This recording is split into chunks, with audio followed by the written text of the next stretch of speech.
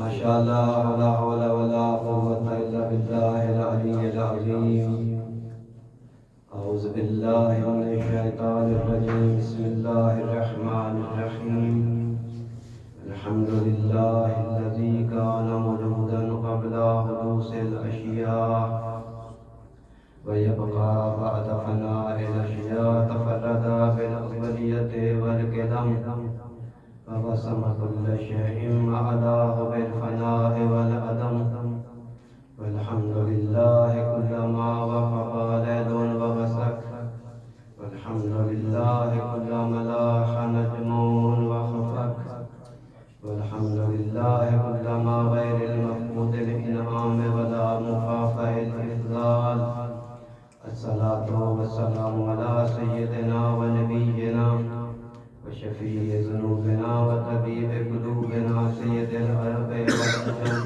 أبي القاسم محمد اللهم صل على محمد وعلى آل الطيبين الطاهرين المعصومين واللعنة الدائمة على أعدائهم أجمعين أما بعد فقد قال الله تعالى في كتابه المجيد وفرقانه الحميد وهو قوله الأحسن بسم الله الرحمن الرحيم في بيوت أذن الله أن ترفع ويذكر فيها اسمه يسبح له فيها بالغدو والعشال اللهم صل على محمد وعلى محمد وعجل فرجه علماء کرام کی موجودگی میں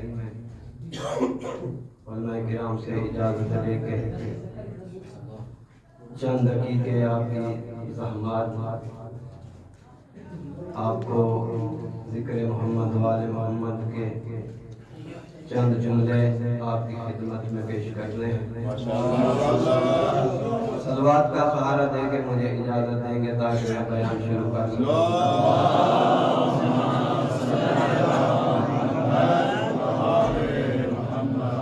خداوند متعال سورہ نور کی آیت نمبر 36 میں ارشاد فرما رہا ہے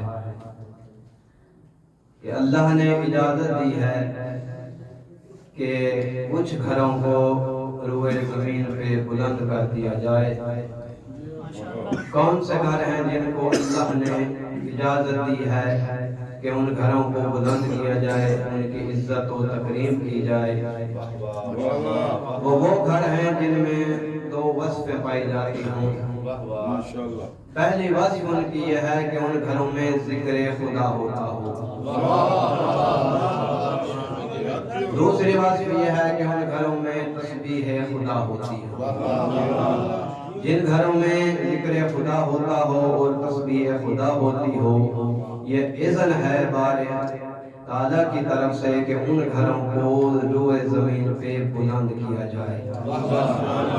باقی رسول خدا کی حدیث ہے, نوّروا بیوتکم بتلاوت القرآن ولا تتخذوها قبورا.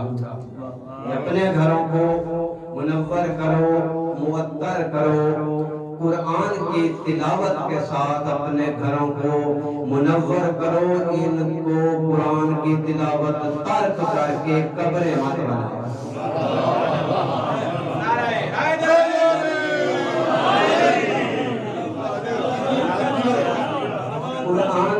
قرآن کی نگاہ میں اور خالق کی کائنات کی نگاہ میں گھر اس گھر کو کہا جاتا ہے جس میں ذکر خدا ہوتا ہو اور تسبیح خدا ہوتی ہو. آپ یہ نہ دیکھیے کہ گھر کتنا بڑا ہے, منزلیں کتنی ہیں, کیا لگا ہے گھر میں, کیا خرچ آیا ہے گھر پہ, رہنے والے کتنے لوگ ہیں, کمرے کتنے ہیں, اس کا استقبالیہ کتنا ہے, یہ کس عظمت کا مالک ہے, کس شان کا مالک ہے. یہ نہ دیکھیے, صرف یہ دیکھیے کہ اگر اس میں ذکر خدا ہو رہا ہے, اگرچہ وہ جھونپڑی ہی کیوں نہ ہو, خدا اسے گھر کہہ رہا ہے. اور اگر محل شاہی ہو, ذکر خدا نہ ہو, خدا اسے قبر کہہ رہا ہے.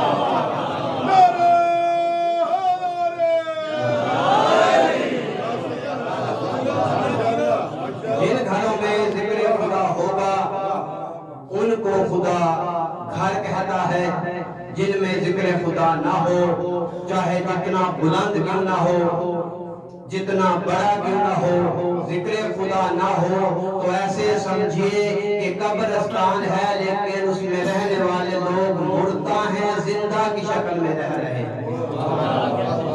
یقین نہ آئے تو دیکھ لیجئے 61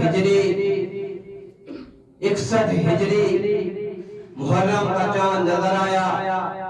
ایک محل ایسا ہے جس میں رہنے والا مدعی خلافت ہے، مسلمانوں کا حکمران بنا ہے، بہت بڑے محل میں رہ رہا ہے، ہزاروں پرندے ہیں اس کے، کئی سلطنتوں پہ ان کی حکومت ہے۔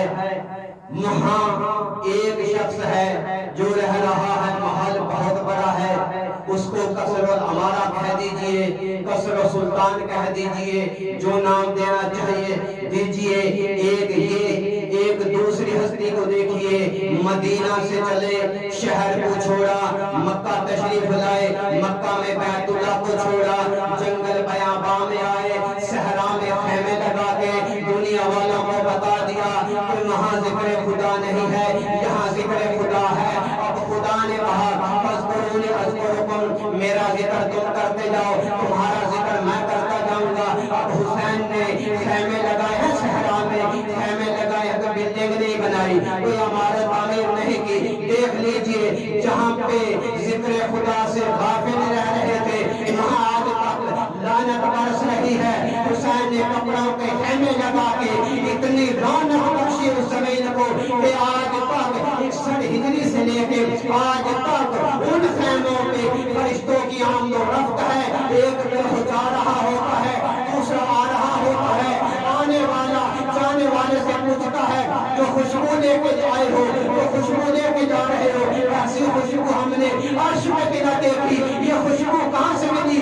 جانے والے کہتے ہیں صبر کر، زمین میں اترنے کی دیر ہے، حسین کی عطا کی دیر نہیں۔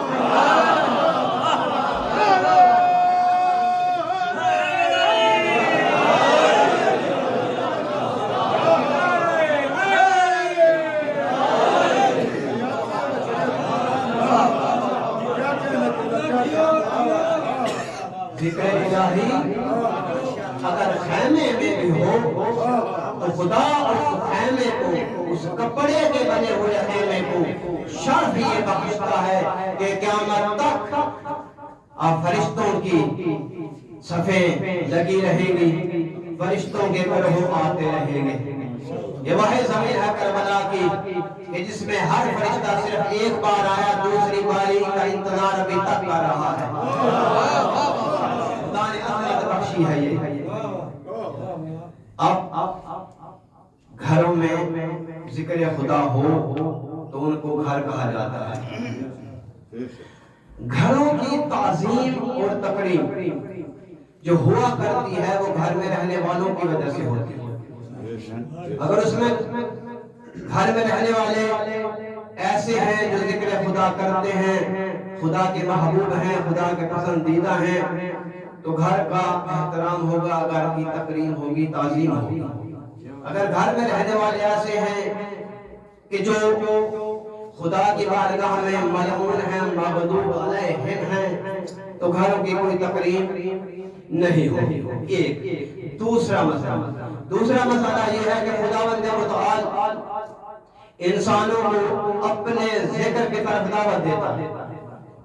جب اپنے ذکر کی طرف دعوت دیتا ہے تو خداوند متعال کا جو انسان ذکر کرتا ہے، جو شخص بھی ذکر الہی کرتا ہے، خدا اپنے اوپر واجب قرار دیتا ہے کہ میں اس کے ذکر میں تاثیر پیدا کروں، کہ خدا اس کے ذکر میں تاثیر پیدا کرتا ہے۔ اتنی مقدار میں تاثیر پیدا کرتا ہے کہ انسان کا جتنا خلوص زیادہ ہوتا ہے ذکر کرنے میں، اتنی مقدار میں تاثیر پیدا کر دیتا ہے۔ اگر یقین نہ آئے تو دیکھیے، اگر ذکر خدا کرنے والوں کا خلوص دیکھنا ہے، اگر ذکر کرنے والا آدم ہو تو خدا اس کے زبان سے نکلے ہوئے لفظ قبول کر کے توبہ قبول کرتا ہے، اور اگر ذکر کرنے والا نوح ہو تو خدا اس کے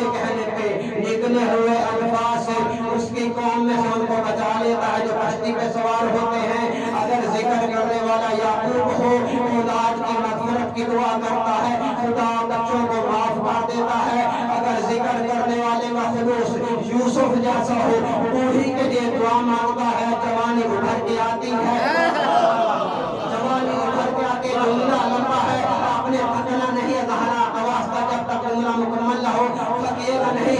اگر ذکر یوسف جیسا ہو, اگر ذکر کرنے والے یوسف جیسا ہو, خدا کا وہ جوانی دیتا ہے. ذکر کرنے والا قابل نبی ہو, لوہے کو پکڑے موم کر دیتا ہے. ذکر کرنے والا موسیٰ جیسا ہو, پتھر پہ عصا مارے چشمے جاری ہو, پانی پہ عصا مارے رستہ بنے, پانی پہ عصا مارے اور رستہ بنے. ذکر کرنے والا اگر خلیل خدا ہو, ابراہیم ہو, تو خدا تاثیر یہ پیدا کرتا ہے پتھر پہ پاؤں رکھے پتھر نرم ہو جائے. ذکر کرنے والا اسماعیل ذبیح اللہ ہو تو ایڑی زمین پہ رگڑے زمزم کا چشمہ نکلے. ذکر کرنے والا سلیمان نبی ہو تو پاؤں کے دوش پہ سفر کرے. اگر ذکر کرنے والا عیسیٰ روح اللہ ہو, نابینا کی آنکھوں پہ ہاتھ پھیرے بینائی عطا کرے. اگر ذکر کرنے والا محبوب خدا ہو, انگریز ہاتھ پہ آئے کلمہ پڑھے انگشت ہلا کے چاند کو دو ٹکڑے کرے, چاند کو دو ٹکڑے کرے. اور اگر کوئی ایسا ہو جو محبوب خدا کا بھی محبوب ہو تو وہ شب میں مادر میں ہی کیوں نہ ہو, گھر کی طرف چلے, گھر کا دروازہ بند رہے, دیواریں شک ہو کے استقبال کرے, استقبال کرے. اگر ذکر کرنے والا حسن مجتبیٰ ہو, شک میں مادر میں ہو, نام سے گفتگو کرے, جود مادر میں ہو, جو ہے محبوب کا مطالعہ کرے. تھکنا نہیں ہے, تھکنا نہیں ہے, جو ہے محبوب کا مطالعہ کرے. اگر ذکر کرنے والے کا خلوص اتنا ہو کہ جو آدم کا بھی وارث, کا بھی وارث, جو ابراہیم کا بھی وارث, جو خلیل کا بھی وارث, جو ذبیح اللہ کا بھی وارث, جو عیسیٰ کا بھی وارث, جو محمد کا بھی وارث, جو خدیجہ کا بھی وارث, جو فاطمہ کا بھی وارث, جو علی کا بھی وارث, جو حسن کا بھی وارث. اگر وہ ہو, کائنات کا ایک ٹکڑا زمین ایسا ہو, ایک ٹکڑا زمین کا ایسا ہو جہاں پہ ہر نبی آئے پناہ مانگ کے چلا جائے, ہر نبی آئے دعا مانگے پروردگار آپ کے پار اس زمین سے میرا گزر نہ ہو, وہ سارے نبیوں کا وارث اسی خاک میں اپنے خون کے قطرے ملائے, وہ خاک خاک شفاعت میں.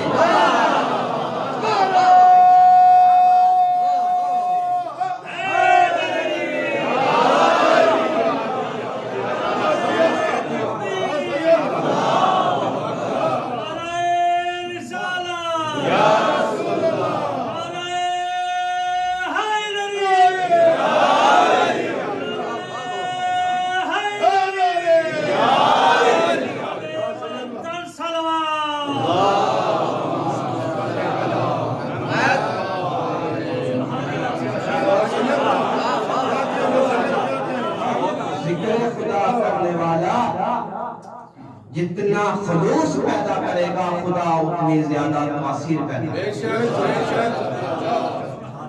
آئیے قرآن کا فیصلہ, خدا کا فیصلہ, رسول کا فیصلہ کہ وہ گھر کہلانے کے قابل ہیں جن میں ذکر خدا ہوتا ہو. جن گھروں میں ذکر خدا نہیں ہوتا وہ گھر نہیں ہیں, قبریں ہیں. اب یہیں سے اگر یہی ذکر خدا اگر کسی چادر میں بھی ہو, یہی ذکر خدا اگر کسی گھر میں نہ ہو تو وہ گھر نہیں ہے. اگر یہی ذکر خدا کسی چادر میں بھی ہو تو وہ پھر چادر نہیں ہے, گھر ہے. اسی لیے گھر والوں کو اہل بیت نہیں کہتے, چادر والوں کو اہل بیت کہتے ہیں.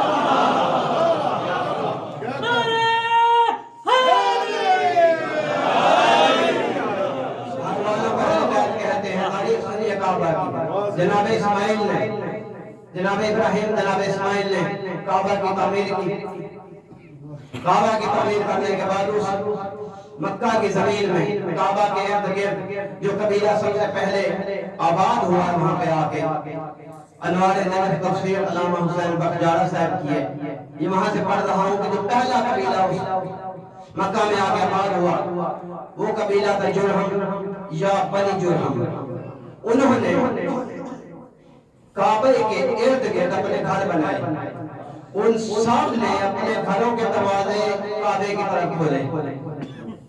لوگوں کو شک پڑنے لگ گیا، جو جانتے تھے سو جانتے تھے، جو نیا آتا تھا اسے پتہ ہی نہیں چلتا تھا کہ کعبہ کون سا ہے۔ صاحب کے حجرے ایک جیسے، ابھی تک کعبے بے خلاف نہیں چڑھا، ایک جیسے۔ جناب اسماعیل نے اس مسئلے کو حل کیا، گھر گئے، ماں ہاجرہ کی چادر اٹھائی، کعبے کے دروازے پہ لٹکا دیا۔ ماں ہاجرہ کی کالی چادر اٹھائی، دروازے پہ لٹکا دیا، اشارہ کر کے کہا آج کے بعد بیت وہ ہے جس پہ میری ماں ہاجرہ کی چادر ہے۔ ہاجرہ کی چادر تاریخ میں دو ہی تو چادریں مشہور ہوئی ہیں جو قیامت تک مشہور رہیں گی، ایک ہاجرہ کی چادر، ایک فاطمہ کی چادر۔ فرق دونوں میں یہ ہے، ہاجرہ کی چادر جس پہ پڑ جائے وہ بیت بنتا ہے، فاطمہ کی چادر جس پہ پڑ جائے وہ ہے بیت بنتا ہے۔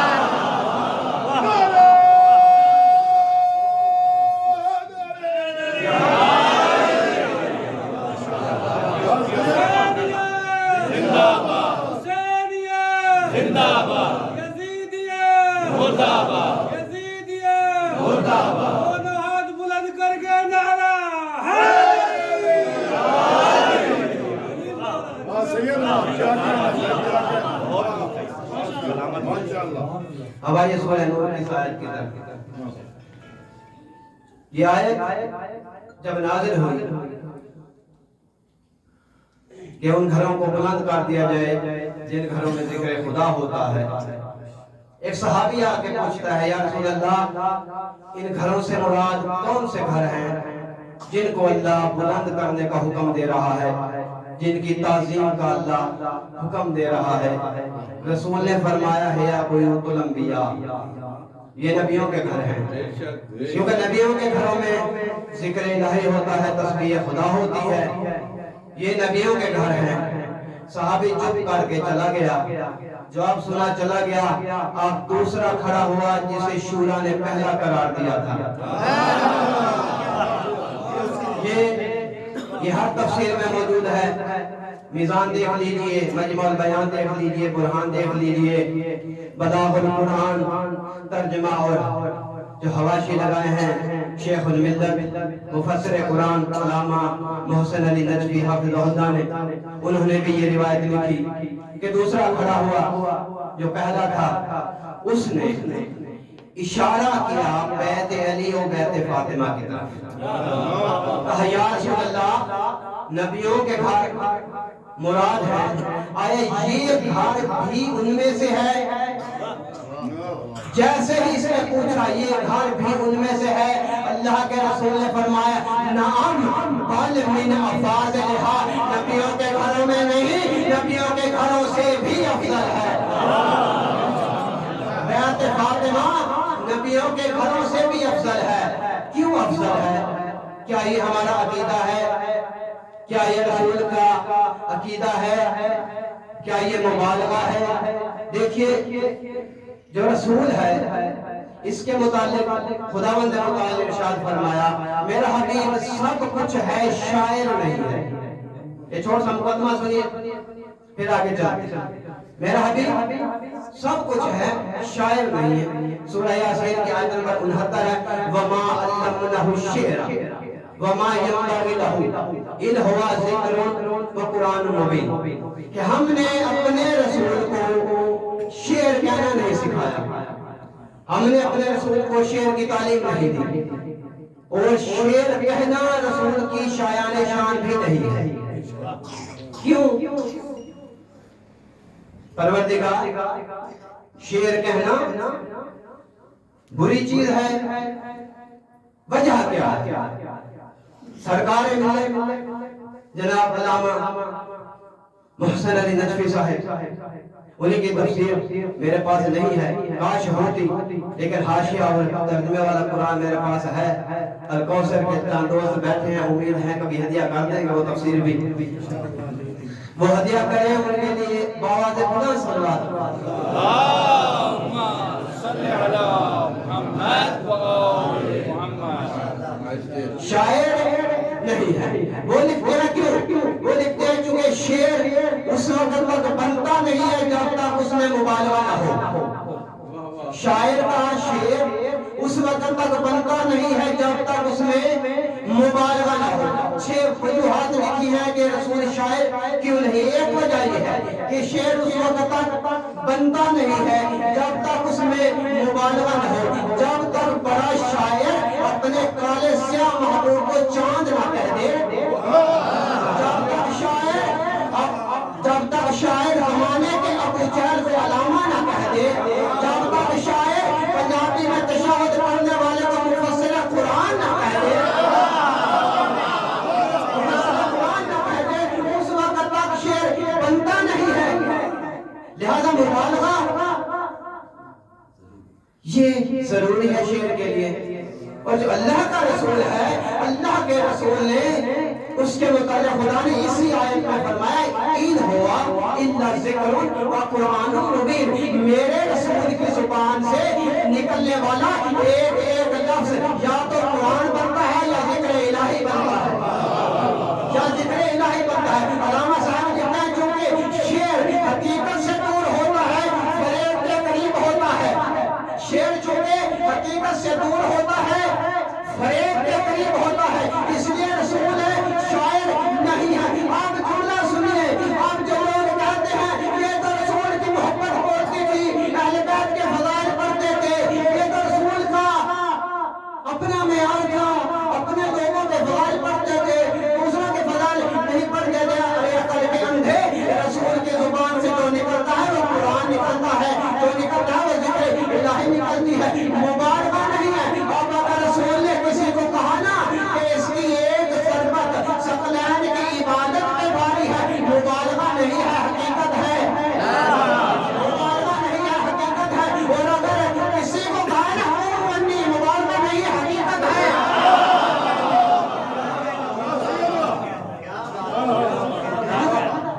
یہ مبالغہ نہیں، یہ مبالغہ نہیں ہے. زہرا کا گھر نبیوں کے گھروں سے بھی افضل ہے. کیوں افضل ہے؟ 3 وجہ ہیں. وجوہات حساب ہے، لیکن وقت کی قلت کی بنا پہ 3 ہی بیان کر دو تو کافی. اللہ کے رسول نے کیا فرمایا کہ نبیوں کے گھر اس لیے افضل ہیں کہ ان میں ذکر خدا ہوتا ہے، اس لیے اس آیت سے مراد نبیوں کے گھر ہے. زہرا کا گھر کیوں افضل ہے نبیوں کے گھروں سے؟ توجہ کیجیے گا. آدم سے لے کے خاتم تک جتنا ذکر خدا سارے نبیوں کے گھروں میں ہوا، اس سے کئی زیادہ ذکر خدا اکیلی زہرا کے گھر میں ہوا. اس سے کئی زیادہ اللہ کا تذکرہ زہرا کے گھر میں ہوا. دوسری وجہ سنیے، آدم سے لے کے خاتم تک کسی نبی کے گھر میں کوئی ایک بھی شخص ایسا نہیں ہے جس کی ایک ضربت ثقلین پہ بھاری ہو. تیسری وجہ سنیے، انبیاء کے گھروں سے زہرا کا گھر کیوں افضل ہے؟ جملہ کہوں جو سمجھ گیا وہ تار ضرور دے گا. نبیوں کے گھروں میں جہاں مومن رہتے ہیں وہاں بہکے ہوئے بھی ہیں. نبیوں کے گھروں میں جہاں مومن رہتے ہیں وہاں بہکے ہوئے بھی ہیں. مثال دیتا ہوں، کہیں بیوی بہکی، کہیں بیٹا بہکا، کہیں بیویاں بہکی، کہیں بیٹا بہکا، کہیں بیوی بہکی. زہرا کا گھر وہ ہے جس میں سارے جنت کے سردار ہیں.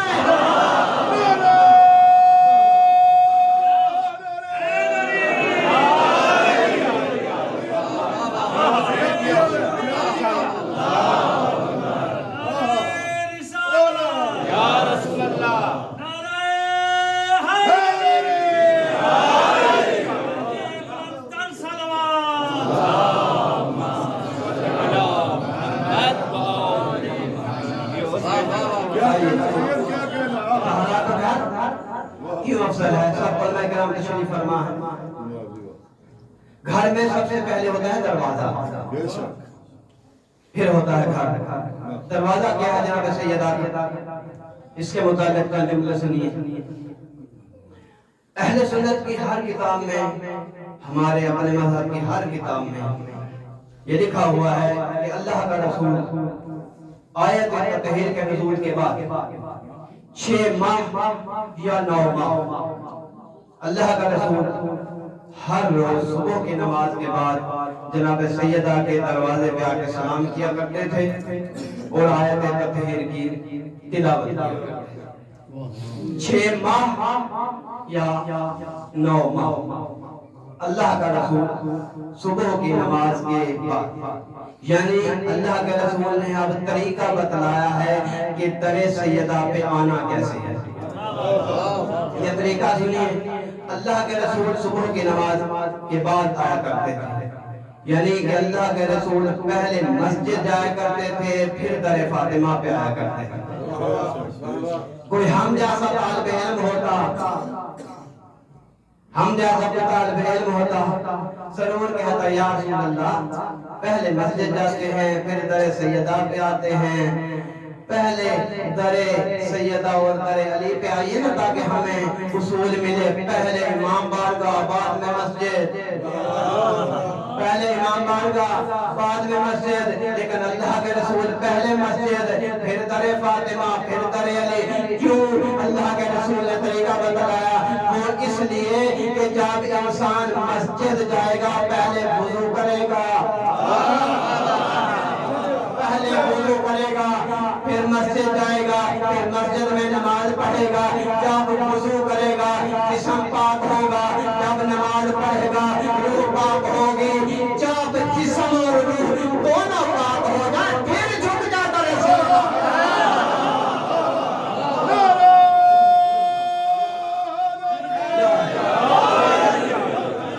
جب جسم اور یہ اللہ کے رسول نے طریقہ بتلایا. لوگ صرف یہ پڑھ دیتے ہیں کہ 6 ماہ 9 ماہ آ کے سلام کیا کرتے تھے، سلام کیا کرتے تھے، سلام کیا کرتے تھے. کیسے سلام کیا کرتے تھے، کیوں سلام کیا کرتے تھے، یہ نہیں بتاتے. یہ وہ بتاتے ہیں جن کے دل میں محبت علی ہوتی. در سیدہ پہ جاتے تھے، کیا ہے باپ تھا، باپ ہے بیٹی کے دروازے پہ جاتا ہے، باپ ہے بیٹی کے دروازے پہ جاتا ہے. عقل دیکھو لوگوں کی شکلیں بگاڑ کے، ایک تو بغض علی کی وجہ سے ویسے ہی شکلیں بگڑی ہوئی ہیں. شکلیں بگاڑ کے باپ ہے بیٹی کے دروازے پہ جاتا ہے. چلو یہ تو ثابت ہوا کہ جاتا تھا یہ کہ بیٹی کے دروازے پہ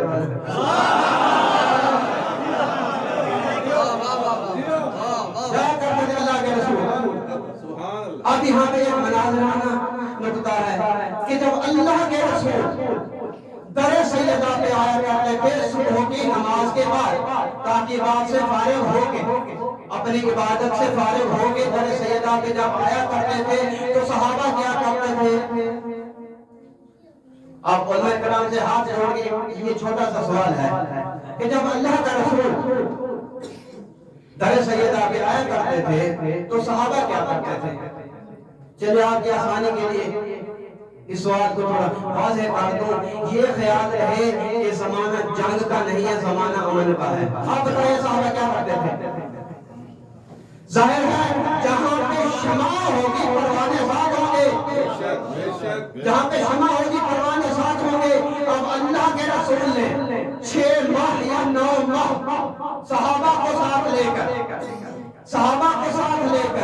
در سیدہ پہ اللہ کا رسول جھکتا تھا کہ صحابہ کو 9 ماہ پیچھے رکھا، ازواج کے گھر کو ادھر چھوڑا، دنیا والوں کو بتا دیا نہ صحابہ اہل بیت ہیں نہ ازواج اہل بیت ہیں، جس پہ رسول کے ساتھ سب جھک جائیں وہ اہل بیت ہے. بس جس کے دروازے پہ سب جھک جائیں وہ اہل بیت ہے. اب شیعہ کا عقیدہ یہ ہے کہ ہم کسی صحابی کو نہیں مانتے الا ہر اس صحابی کو مانتے ہیں جو در سیدہ پہ جھکا دکھائی دے. یہ ہے در سیدہ کہ جس کی عظمت اتنی تھی کہ 9 ماہ یا 6 ماہ اللہ کا رسول تلاوت کر کے لوگوں کو طریقے بتلا کے سلیقے بتلا کے کہ در سیدہ پہ کیسے آنا ہے. 9 ماہ یا 6 ماہ اللہ کا حبیب آگے تلاوت کیا کرتا تھا. یہ سیدہ اپنے گھر کے کام خود کیا کرتی تھی، اپنے گھر کے کام خود کیا کرتی تھی. چکی بھی خود چلاتی تھی سیدہ، مسائل نہیں ہے. چکی بھی خود چلاتی تھی سیدہ, پانی بھر کے بھی خود لاتی تھی سیدہ, گھر کی صفائی بھی خود کیا کرتی تھی سیدہ. بعض لوگ کہتے ہیں کہ ہمارے گھر والے کام نہیں کرتے, ان کے ہاتھ دکھتے ہیں, سیدہ سے نرم تو نہیں ہوں گے. سیدہ نے بتلایا ہے سیرت لے کے سیدہ کی, اس کو سمجھنے کی ضرورت ہے میری ماں بہنوں کو کہ سیرت سیدہ یہ ہے کہ گھروں کے کام خود کیا جائے, کہ گھروں کے کام خود کیا کرے, کیونکہ گھروں کے کام کرنا ماں بہن بیٹی بہو بیوی کے لیے عیب نہیں ہے. سب سے بڑی دلیل یہ ہے کہ اگر گھروں کے کام کرنا عیب ہو تو کوئی کرتا یا نہ کرتا, سیدہ نہ کرتی. سیدہ اپنے گھر کے کام خود کیا کرتی تھی. یہ بیچ میں آگے محسوس نہ کیجیے گا, اپنے گھر کے کام خود کیا کرتی. ایک دن مولا کائنات نے جناب سیدہ سے کہا, فاطمہ گھر کے کام اکیلی کرتی ہو, تھک جاتی ہو, ہاتھ زخمی ہو جاتے ہیں آپ کے.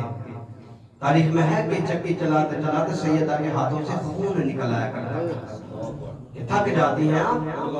بابا کے پاس جائیے, کنیز کا سوال کیجئے, کنیز مل جائے گی. بابا کے پاس کنیز آئی ہوئی ہے, غلام آئے ہوئے ہیں. سیدہ جاتی ہیں, دیکھتی ہیں کہ بابا اصحاب کے درمیان ہیں. سیدہ بغیر سوال کی واپس آ جاتی ہے. یہ تسبیح سیدہ کیسے شروع ہے, پہلی روایت واپس آ جاتی ہے.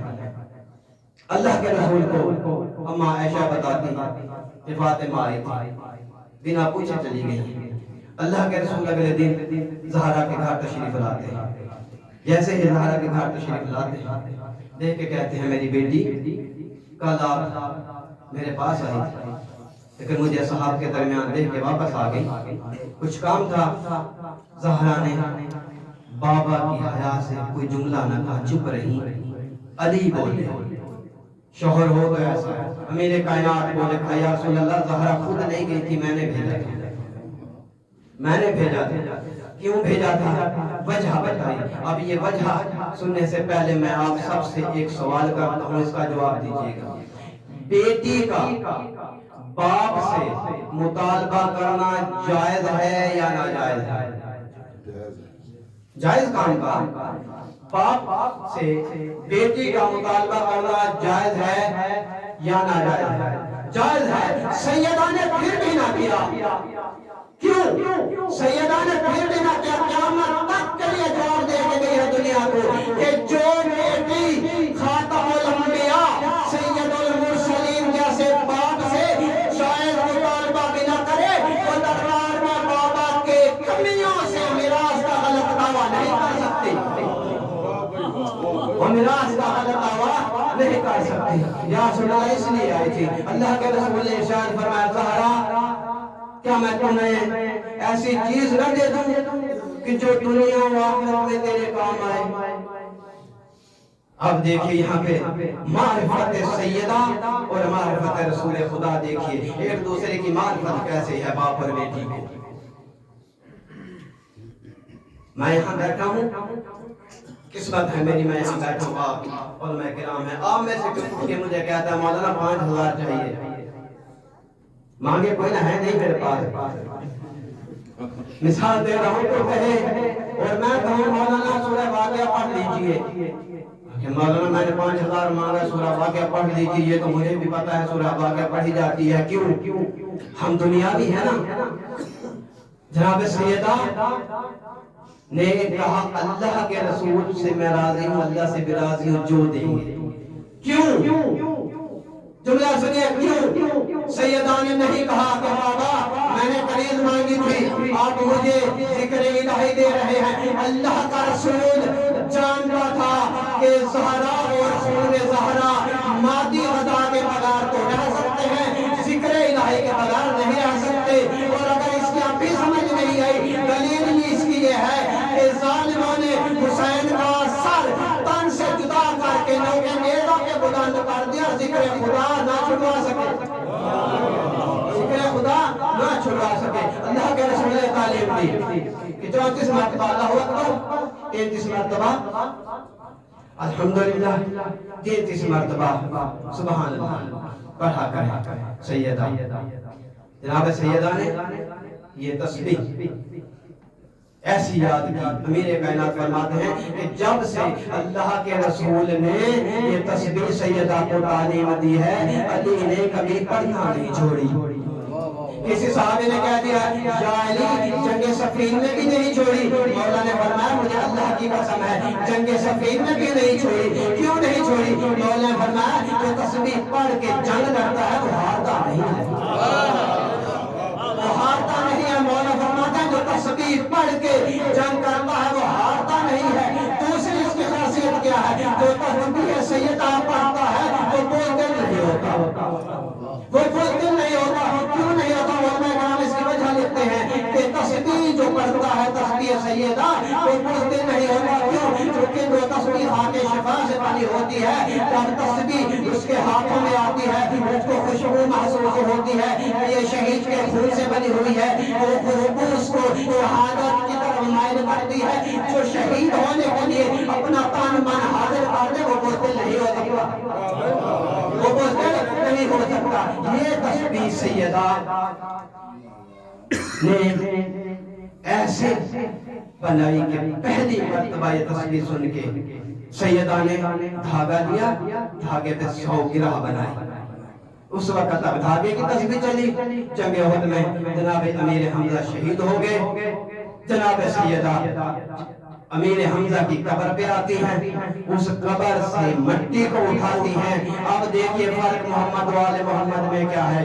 ایک وہ تھی جس نے امیر حمزہ کا کلیجہ چبایا، ایک یہ زہرا ہے جس نے عظمت یہ بخشی، مٹی اٹھا کے تسبیح بنا ڈالی تاکہ قیامت تک کے لیے میرے چچا امیر حمزہ کے خون کے قطروں سے ملی ہوئی مٹی کی تسبیح لوگ پڑھتے رہے۔ اور دوسری بار یہ تسبیح بنائی ہے سید سجاد نے۔ دونوں کے متعلق معصوم نے پوچھا گیا مولا دونوں تسبیحوں میں فرق کیا ہے؟ آخری روایت آپ کی زحمت تمام، مولا دونوں تسبیحوں میں فرق کیا ہے؟ ایک وہ تسبیح جو جناب سیدہ نے بنائی، ایک وہ تسبیح جو امام زین العابدین نے بنائی۔ ساتھ کے آل محمد فرماتے ہیں دونوں میں فرق یہ ہے جو تسبیح سیدہ نے امیر حمزہ کی قبر کی مٹی سے بنائی تھی اس کی خاصیت یہ ہے جب تک تسبیح کرو تو ذکر خدا ہوتا ہے۔ میرے جد حسین کی قبر کی مٹی کی بنی ہوئی تسبیح کی خاصیت یہ ہے ہاتھ میں رہے ذکر نہ بھی ہو تو تسبیح خود تسبیح خدا کرتی ہے، خود تسبیح خدا کرتی ہے۔ یہ تحفہ ہے، یہ احسان ہے سیدہ کا امت پر کہ سیدہ نے یہ تسبیح ہم تک پہنچائی۔ امام جعفر صادق علیہ السلام فرماتے ہیں کہ اللہ کے رسول نے یہ جو تسبیح دی ہے نا اس سے بڑی عبادت کوئی نہیں ہے، اس سے بڑی کوئی عبادت نہیں ہے۔ صحابی نے پوچھا کیوں یا رسول اللہ؟ امام فرماتے ہیں اگر اس سے بڑی کوئی عبادت ہوتی تو اللہ کا رسول زہرا کو وہ تلقین کرتے۔ یہ تسبیح دی ہے، یہ احسان ہے سیدہ کا، شکریہ ادا کرنا چاہیے۔ محسن وہ ہوتا ہے جو جس کا شکریہ ادا کیا جائے، لیکن امت نے اس محسنہ کا شکریہ اس رنگ میں ادا کیا ہے نا، جس ہاتھ سے تسبیح بنائی تھی اسی ہاتھ سے تسبیح نہ پڑھ سکتے۔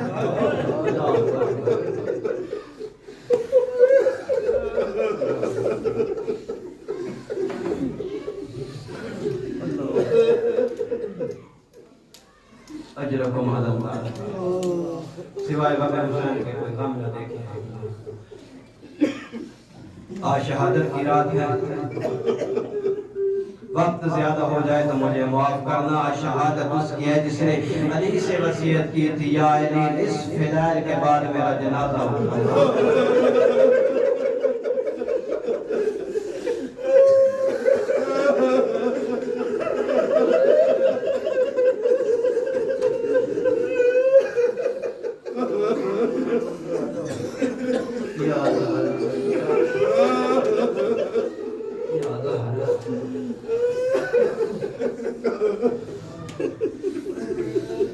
بابا کی وفات کے بعد امت نے سیدہ کو ایسا اجر رسالت دیا ہے عزادارو، اسما کہتی ہے جب تک زہرا زندہ رہی نا ہم نے زہرا کو ہنستے نہیں دیکھا.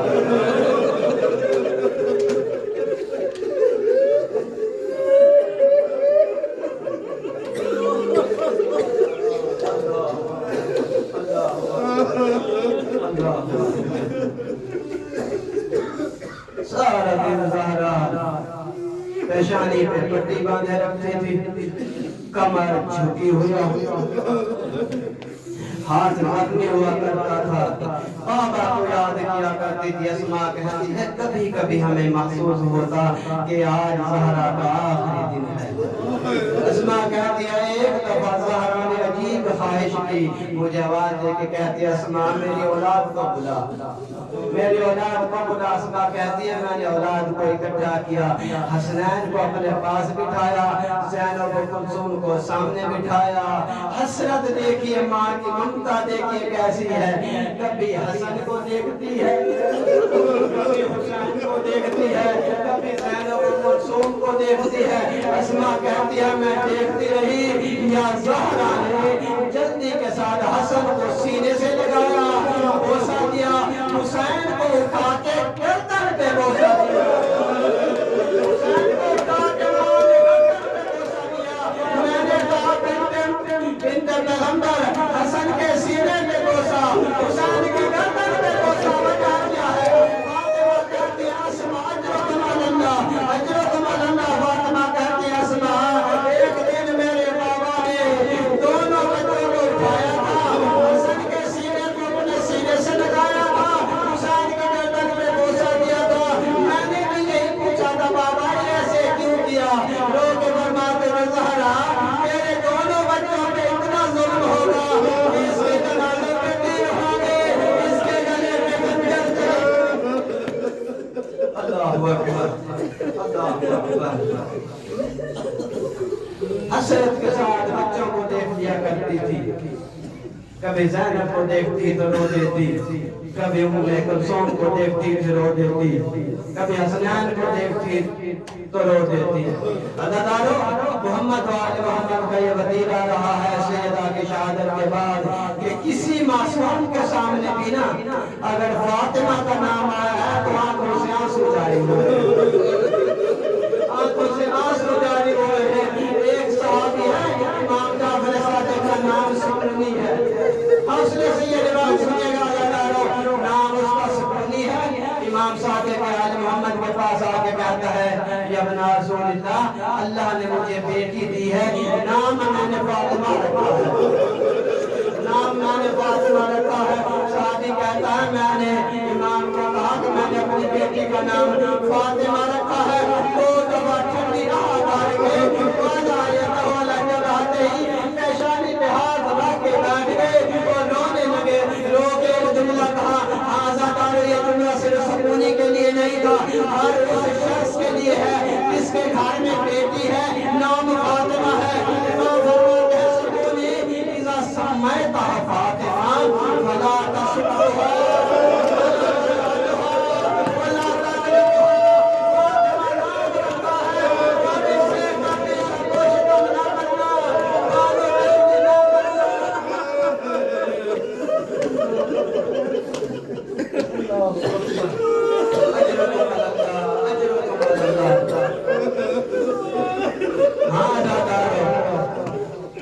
نہ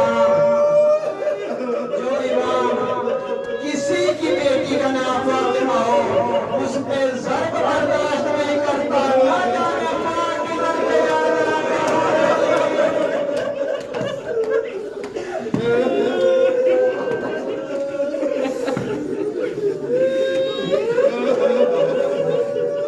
جب ماں کے ضرب یاد آتے ہوں گے تو نہ جانے کیسے روتے ہوں گے ماں. اللہ اکبر. سانس نکال لیا آپ نے. مصیبت سیدہ کے چند جملے پڑھنے ہیں، تمہیدی جملہ ایک سنیے. اس گھر سے 14 معصومین میں سے 13 معصوم ایسے ہیں جو دنیا سے جا چکے ہیں. 12 شہید ہیں 14 میں سے ایک پردہ غیبت میں رو رہا ہے دادی کی غربت پہ عزادار پوری ذمہ داری کے ساتھ جملہ کہہ رہا ہوں ان 12 شہیدوں میں 2 شہید ایسے ہیں کہ جن کو جب امت نے شہید کیا ہے نا تو چاروں طرف سے گھیر کے شہید کیا چاروں طرف سے حملہ کر کے شہید کیا ہے ایک ہے حسین ابن علی جب زین ذوالجنا سے زمین پہ آئے ہیں نا تو عمر سعد نے کہا آپ اس کا کوئی نہیں رہ گیا جتنا کر سکتے ہو ظلم کرو کسی نے تیر مارا کسی نے پتھر مارا ایک ہے بنت پیغمبر ایک ہے بنت پیغمبر جس کو امت نے چاروں طرف سے گھیر لیا حوصلہ اجرکم اللہ اجرکم اللہ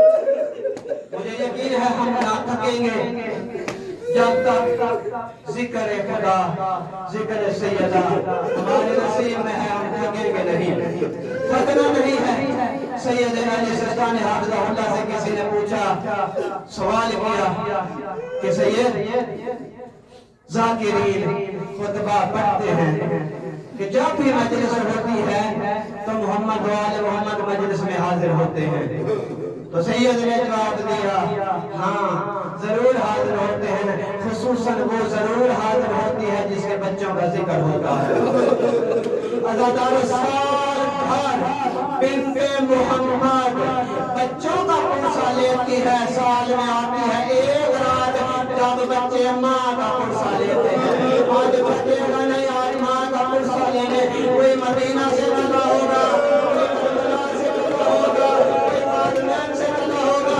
زخمی بیٹی شام سے چلی ہوگی اجرکم اللہ اجرکم اللہ زخمی بیٹی شام سے چلی ہوگی زینب کو پرسہ دو آج حسین کو پرسہ دو جمارے امیر میں بیٹھ گئے میرے کائنات کو پرسہ دو عزادارو دنیا میں جتنا بھی کوئی غریب ہو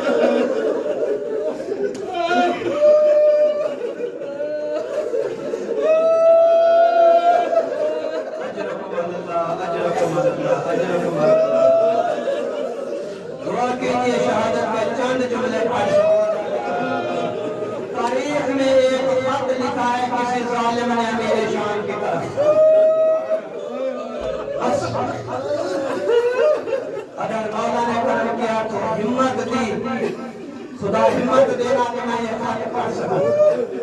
یہ خط اگر کسی نے پڑھنا ہو تو بیت الاذان علامہ شیخ عباس قومی کی کتاب میں خط لکھا ہوا ہے. زہرا کے کاتب نے خط لکھا ہے امیر شام کی طرف. غربت دیکھے ازاداران میں اس منبر پہ بیٹھ کے اور کاتب کا نام نہیں بتا پا رہا.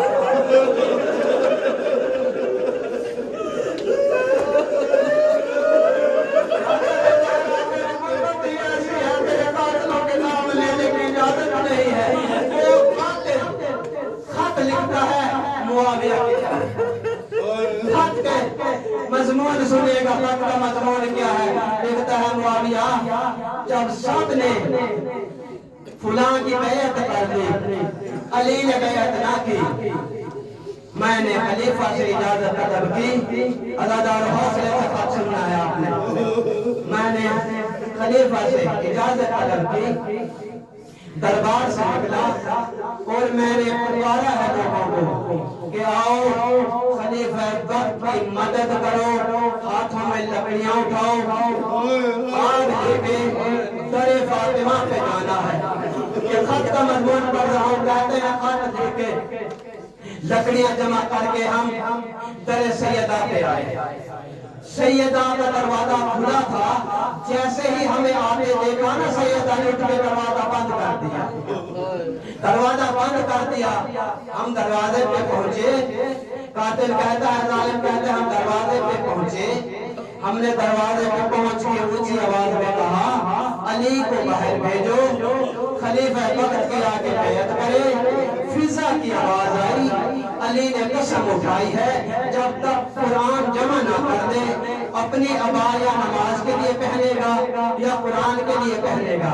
تیسری کسی چیز کے لیے عبا نہیں پہنے گا. علی باہر نہیں آئیں گے.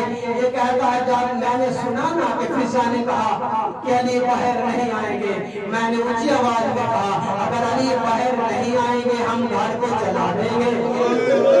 ہم گھر کو جلا دیں گے. سنبھال کے ہاں سننا. کہتا ہے جیسے ہی میں نے یہ کہا آپ بنت پیغمبر کی آواز آئی. کس گھر کو جلاؤ گے جس میں فاطمہ رہتی ہے؟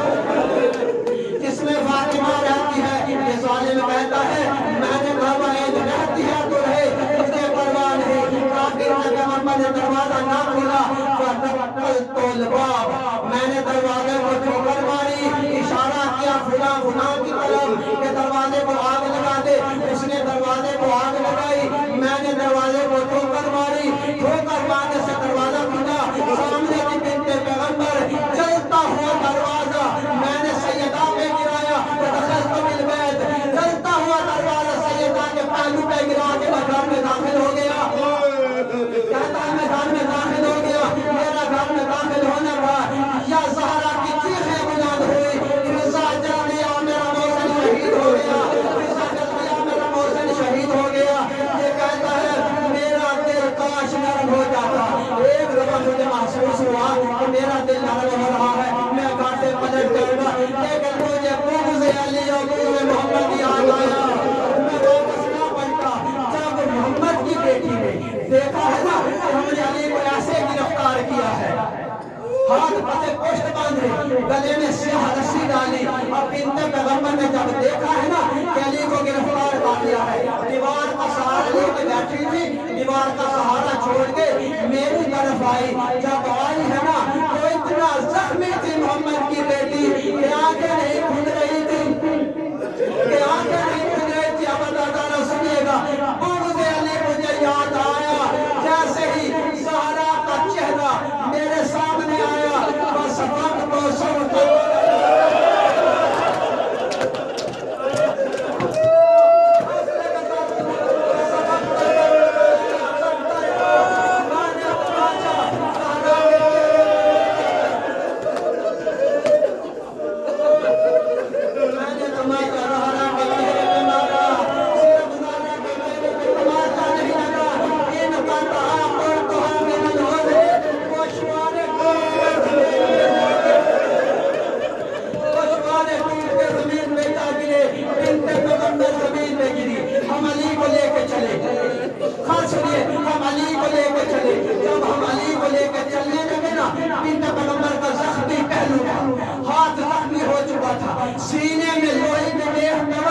تھی، خون نکل رہا تھا سینے سے، ہاتھ بھی زخمی تھا، پہلو بھی زخمی تھا، نہ جانے کتنا حوصلہ کر کے بنت محمد نے دفاع علی کیا، کتنا حوصلے کے ساتھ دفاع علی کیا.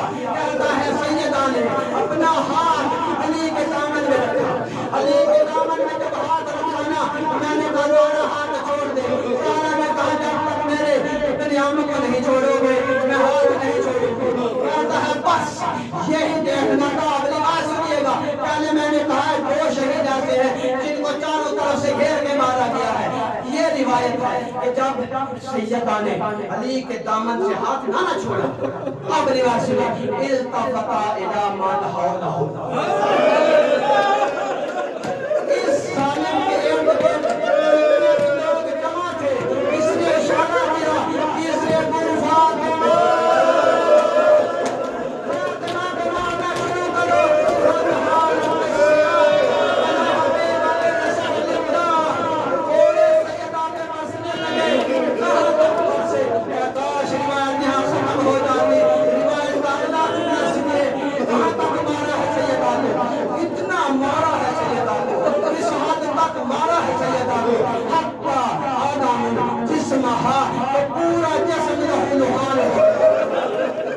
پورا جسم لہولہان ہو گیا.